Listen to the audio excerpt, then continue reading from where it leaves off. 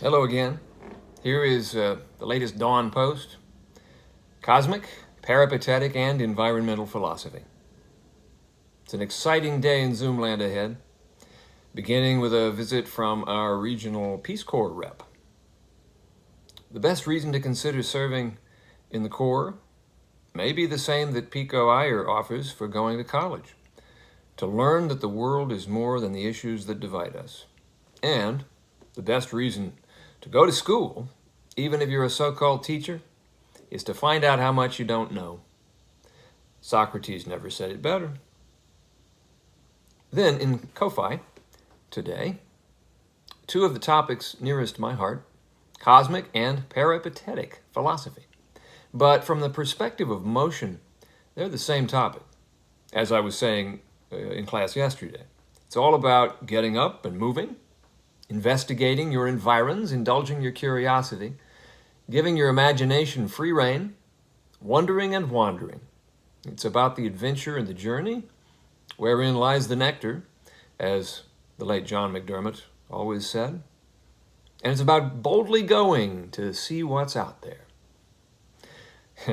I can't resist picking up my page-a-day cartoon from the other day on Cosmic Philosophy Day. Computer, order me 2 long-sleeved cotton crew necks in dark wine and green heather.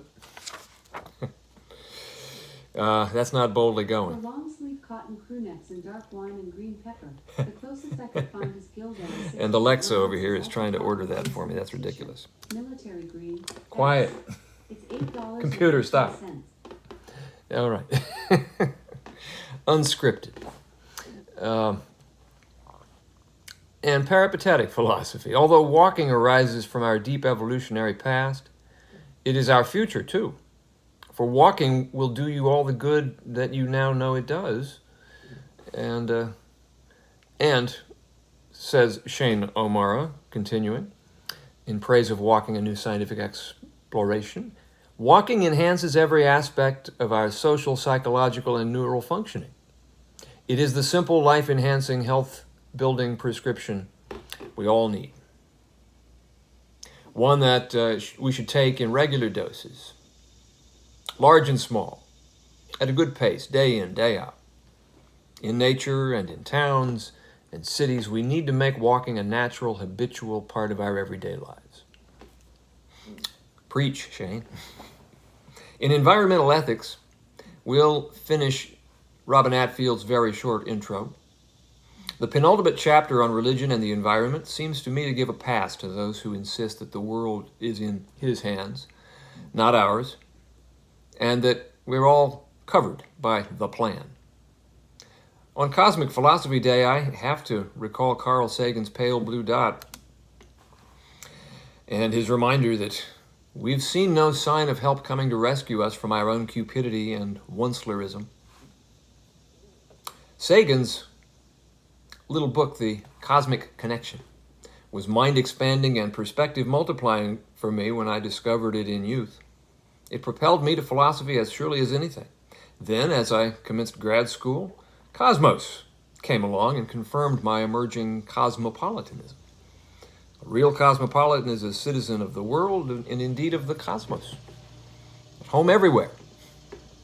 Sagan's The Varieties of Scientific Experience, a personal view of the search for God, based on his 1985 Gifford Lectures in Scotland, echoing William James's Gifford Lectures of the early 20th century, which became the Varieties of Religious Experience, also makes an important point, that most religion heretofore has been not only anthropocentric, but geocentric.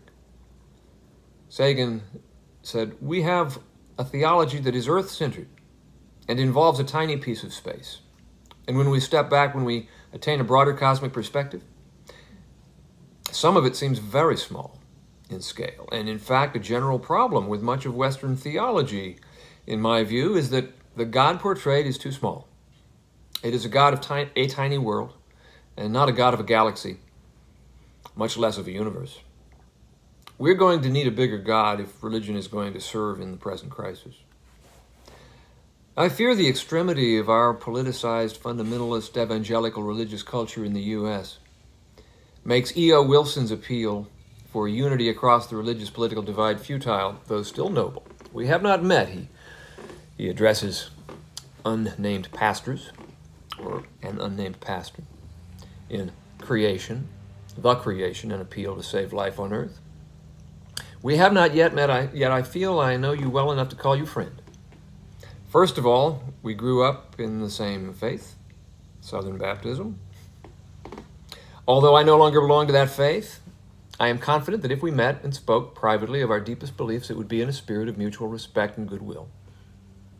I write to you now for your counsel and help. Let us see if we can, and you are willing, to meet on the near side of metaphysics in order to deal with the real world we share. I suggest that we set aside our differences in order to save the creation. The defense of living nature is a universal value. It doesn't rise from, nor does it promote any religious or ideological dogma. Rather, it serves without discrimination the interests of all humanity. Pastor, we need your help. The creation, living nature, is in deep trouble. The appeal is admirable, if now a little desperate. In the final chapter, Atfield makes a direct and startling appeal of his own to American readers in particular. Quote, encouraged to use their voices and, if necessary, their votes to get their country back on the right side of eco-responsibility. And he ends with a plea for unity among deep ecologists, Greens, eco-feminists, seculars, et al., all the rest, to preserve the earth and its sacred places. For the future of the planet and all its species is at stake. Again, an admirable appeal, but the game is in its late innings. As Pico Iyer says, we must understand that the world is more than the issues that divide us. And as Anne Druyan says, for that we need a global spiritual awakening. This is from her Cosmos, Possible World, sequel to her late husband Carl Sagan's Cosmos, which she, of course, collaborated on. But she writes, the pale blue dot is a silent rebuke to the fundamentalist, the nationalist, the militarist, the polluter, the onceler, to anyone who does not put above all other things the protection of our little planet and the life that it sustains in the vast cold darkness. We all feel the chill our present casts on our future. Some part of us knows that we must awaken to action or doom our children to dangers and hardships we ourselves have never had to face. How do we rouse ourselves and keep from sleepwalking into a climate or a nuclear catastrophe that may not be reversed before it has destroyed our civilization and countless other species? How do we learn to value those things on which we depend, that we cannot live without? Air, water, the sustaining fabric of life on earth, the future, more than we prize money and short-term convenience. I ask a lot of questions, but none are bigger than those. See you in Zoom.